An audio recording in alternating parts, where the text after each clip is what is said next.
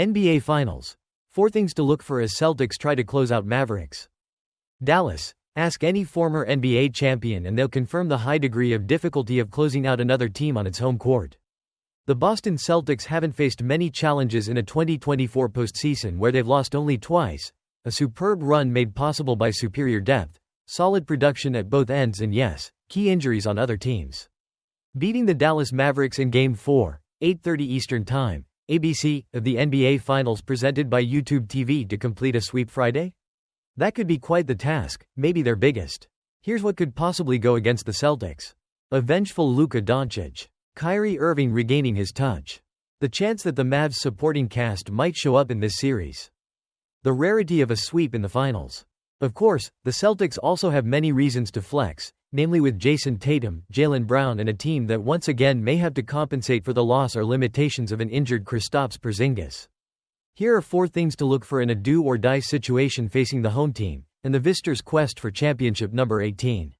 1. The hunger game for the Celtics. It's human nature to ease your foot off the gas when it appears the inevitable is near. And if you doubt this, then you have a short memory. Didn't the Celtics nearly blow a 21-point fourth-quarter lead Wednesday? If Boston can't resist the urge to chill and lapse into relaxation, then Game 4 could work against them and give the Mavs a morsel of life and send this series back to Boston. Crashing hard for rebounds, tightening up defensively, working for easier shots, the Mavericks will be, or at least should be, hell-bent on winning those energy plays. They have the personnel for that. Problem is, Derek Lively too and Daniel Gafford and others have been neutralized so far. Just because we're down 3-0, it's not finished, Lively said. It's only going to come down to us putting all we can on the floor, trying to come out and win little battles because that's what's going to get us the game. Winning the rebounding game, the transition game and then just trying to stop them from what they're trying to do. If the Celtics meet the Mavs' projected intensity, then it's probably a wrap given Boston's obvious talent advantage. But again, human nature. We're just locked in, said guard Derek White. We know what's at stake. We understand that closeout games are the toughest, and we just come with an extra edge. 2. Jaylen Brown securing another bag. Let's get to the so-called downside of Brown's last 12 months. Don't worry, this will be quick. He didn't make any of the All-NBA teams. He wasn't chosen for the 2024 Olympic team. That's it. Otherwise, life's been good. Great, actually. Last summer, Brown signed the richest contract in NBA history. Last month, he was voted the most outstanding player of the Eastern Conference Finals.